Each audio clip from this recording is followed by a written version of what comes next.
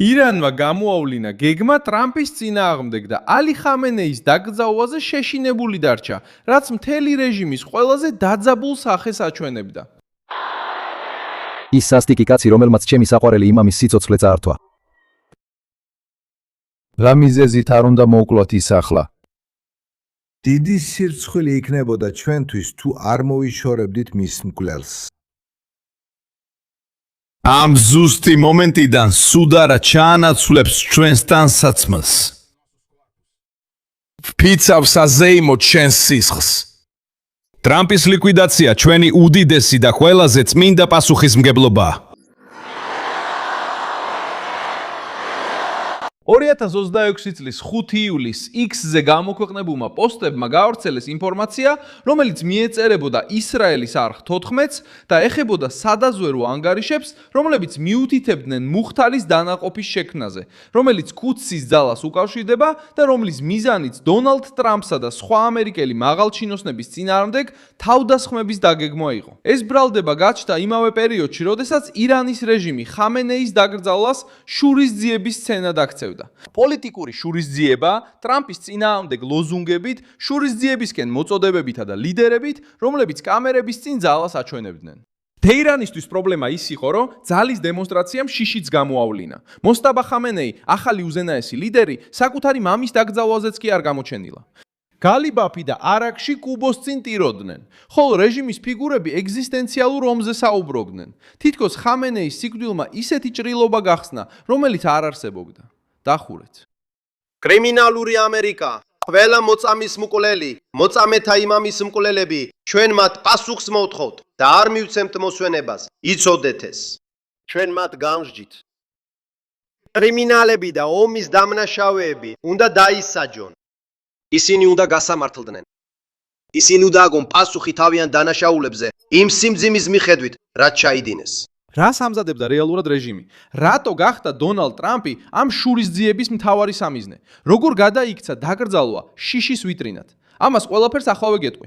თუ მოგწონს ასეთი პირდაპირი და ზედმეტი საუბრის გარეშე კონტენტი, გამოიწერე არხი, რადგან აქ ყოველდღე ასეთ ვიდეოებს ნახავ. თავარი ინფორმაცია მოვიდა რეპორტაჟიდან, რომელიც კუდსის ძალებს მიაწერს მუხთარის დანაყოფის შექმნას. Iran International-ის მიერ გავრცელებული პუბლიკაციის მიხედვით, ჯგუფს სავარაუდოდ კავშირი ჰქონდა მექსიკურ კარტელებთან და ირანული დიასპორის წარმომადგენლებთან. ASHS-ის ხელისუფლების წარმომადგენლების, მათ შორის დონალდ ტრამპის წინააღმდეგ ქმედებების ორგანიზებისთვის. ისრაელის მე-14 არხმა დაზვერვის წყარო არ დააკონკრეტა. ამიტომ საქმე ჯერ კიდევ ღია ბრალდებად რჩება. მიუხედავად ამისა, პოლიტიკური მნიშვნელობა დიდია.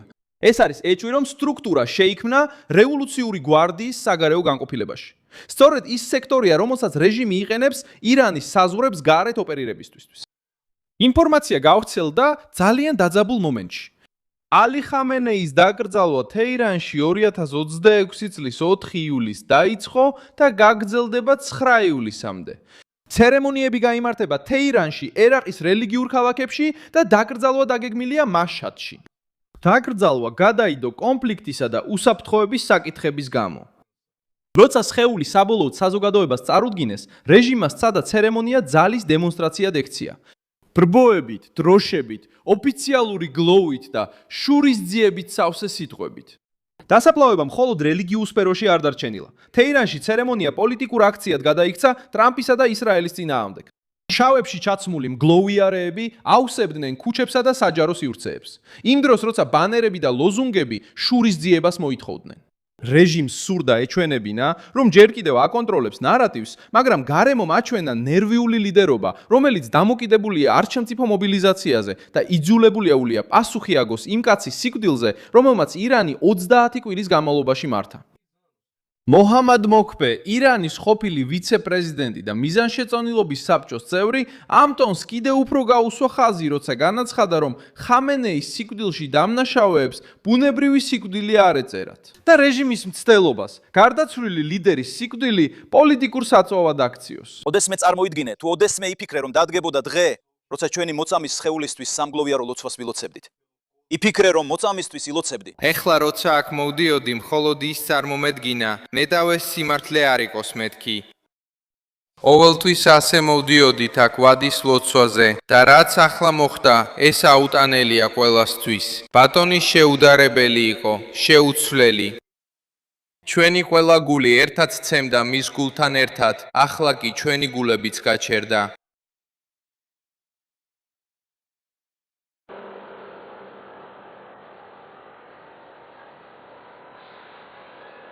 უკვე 37 წელია ჩვენი ცხოვრება ბატონთან ერთად მიმდინარეობს.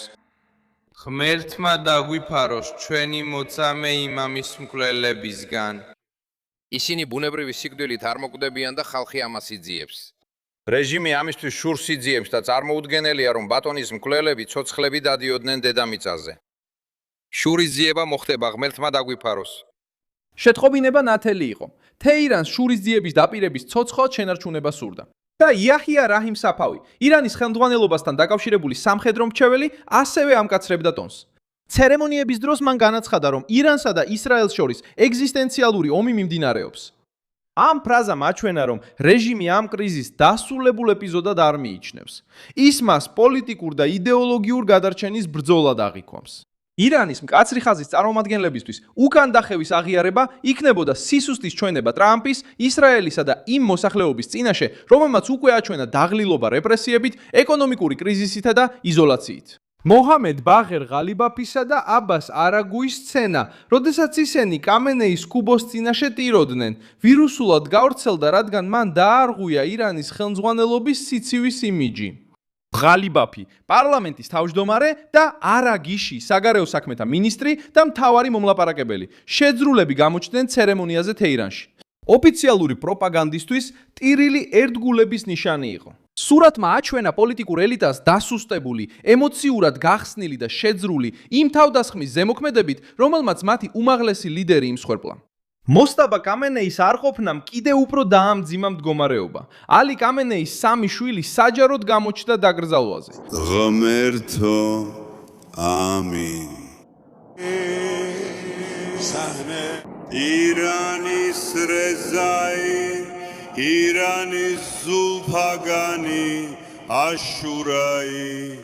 მაგრამ მოსტაბა, რომელიც მემკვიდრედ და ახალ უმაღლეს ლიდერად დაასახელეს, არ გამოჩენილა. მისი არყოფნა გამოიწვია სპეკულაციებმა უსაფრთხოების, ჯანმრთელობისა და რეალური ძალაუფლების კონტროლის შესახებ. დახურულ რეჟიმებში საჯარო გამოჩენა ნიშნავს ავტორიტეტს. როდესაც მემკვიდრე საკუთარი მამის დაკრძალვაზე არ ჩანს, სიჩუმე უფრო მეტს ამბობს, ვიდრე ნებისმიერი სიტყვა. რეჟიმმა სადა გაგრძელება ეჩვენებინა, მაგრამ სარიელის სკამი უსიამოვნო კითხვად იქცა. დონალდ ტრამპმაც მკაცრი ტონით გამოეხმაურა. საერთაშორისო რეპორტაჟების მიხედვით მან თქვა, რომ ორივე მხარემ დაკრძალვის კვირაში პაუზა აიღო და მიანიშნა, რომ თეირანი მოლაპარაკებას აპირებდა. ტრამპის რეაქციამ პირდაპირ დაარტყა ირანულ ნარატივს, რადგან რეჟიმი შურის ძიებაზე საუბრობდა, მაგრამ ამავე დროს უწევდა მოლაპარაკებებთან, სამხედრო ზეწოლასთან და ახალი ესკალაციის რისკთან გამკლავება. ერაყიც ჩაერთო ამ ზეწოლის სცენარში, ირანის მხარდამჭერი ქსელის წინააღმდეგ. ერაყის მთავრობამ ირანთან დაკავშირებულ შეიარაღებულ ჯგუფებს 30 სექტემბრამდე მისცა ვადა განიარაღებისთვის. სახელმწიფო კონტროლს მიღმა არსებულ იარაღზე კი სამართლებრივი ზომების მიღებით დაემუქრა. ეს გადაწყვეტილება პირდაპირ აზიანებს თეირანის რამდენულ გავლენას, რადგან ეს მილიციები ყოველთვის მნიშვნელოვანი ნაწილი იყო ირანის ძალაუფლებისთვის ახლო აღმოსავლეთში. როდესაც ბაგდადი განიარაღებას ითხოვს, ეს ნიშნავს, რომ რეჟიმის მანევრის შესაძლებლობა შემცირდა. სანამ დაკრძალვა ქუჩებს იკავებდა, კიდევ ერთი ფაქტი აჩვენებდა ირანის რეპრესიების შიდა სახეს. ადამიანის უფლებების ორგანიზაციებმა გააპროტესტეს თეირანში წმინდა პეტრეს ეკლესიის კომპლექსის კონფისკაციის მცდელობა, რაც არმენული და ასურული ქრისტიანი ოჯახების გაძევების საფრთხეს ქმნის. ზეწოლა ისტორიულ ეკლესიაზე ამყარებს მოსაზრებას, რომ რეჟიმი ცდილობს შიგნიდან გამკაცრებას იმავე დროს, როცა გარედან დარტყმებს ირებს. სამიზნე იცვლება, მაგრამ მეთოდი იგივე რჩება. კონტროლი, შიში და დაშინება. გოლუმ ჰოსეინ მოსენი. მოსემის ირანის სასამართლო ხელისუფლების ხელმძღვანელად დაბრუნებაც ამ სურათში გამოჩნდა. დეკრეტი მიეწერა მოჩთაბა კამენეის, სწორედ იმ მემკვიდრეს, რომელიც საჯაროდ არ გამოჩენილა მამის დაკრძალვაზე. მოსემ AJ 2021 წლიდან ხელმძღვანელობს სასამართლო ხელისუფლებას და ადამიანის უფლებათა ორგანიზაციები მას ასახელებენ როგორც პიროვნებას, რომელიც დაკავშირებულია დემონსტრანტების, ჟურნალისტების, ქალებისა და უმცირესობების რეპრესიებთან. პოლიტიკური გზავნილი მარტივი იყო. მიუხედავად იმისა, რომ ხელმძღვანელობა დამალულია, რეპრესიების მანქანა კვლავ მუშაობს. კამენეის დაკრძალვა ირანის რეჟიმისთვის გამოცდად რჩება. ქუჩებში შეკრებილი ბრბო პროპაგანდისტვის გამოიყენება, მაგრამ არ აქრობს კითხვებს მემკვიდრეობაზე, უსაფრთხოებაზე, შურისძიებასა და პოლიტიკურ გადარჩენაზე. მუხტარის დანაყოფი ქუდსის ძალას ტრამპისა და შეერთებული შტატების ოფიციალური პირების წინააღმდეგ უმძიმესი ბრალდების ცენტრში აყენებს. მოქმედისა და საფავის განცხადებები აჩვენებს, რომ რეჟიმის ფრთა არის არმია და კონფლიქტი კვლავ ცხელია. მოჩთაბას არ ყოფნა აჩვენებს, რომ ახალი ხელმძღვანელობა ჯერ კიდევ ვერ ახერხებს საკუთარი ხალხის წინაშე თავდაჯერებულად გამოჩენას. 9 ივლისამდე რეჟიმი დაკრძალვას გამოიყენებს ძალის დემონსტრირებისთვის, მაგრამ დარჩენილი სურათი მხოლოდ გლოვა არ იყო. ეს იყო ალყაში მოქცეული ხელმძღვანელობა, რომელიც კუბოს წინ ტიროდა, შურისძიებას პირდებოდა, მემკვიდრეს მალავდა და ცდილობდა დაემტკიცებინა, რომ ჯერ კიდევ მართავს. დაჭრილი რეჟიმი, ხმაურიანი, ნელი და შეშინებული იმ პასუხის მასშტაბით, რაც შეიძლება მომოხვეს. დიდი მადლობა, რომ ეს ვიდეო ბოლომდე ნახეთ. ხარი დაუჭირეთ ჩვენს პროექტს და ფინანსურად შეიტანეთ წვლილი იმ პიქსის გასაღების საშუალებით, რომელიც თქვენს ეკრანზე ჩანს. ჩვენ ვართ დამოუკიდებელი არხი, რომელიც მიზნად ისახავს თქვენთვის სიმართლის მიწოდებას. თქვენი წვლილი გვეხმარება, რომ საქმიანობა გავაგრძელოთ.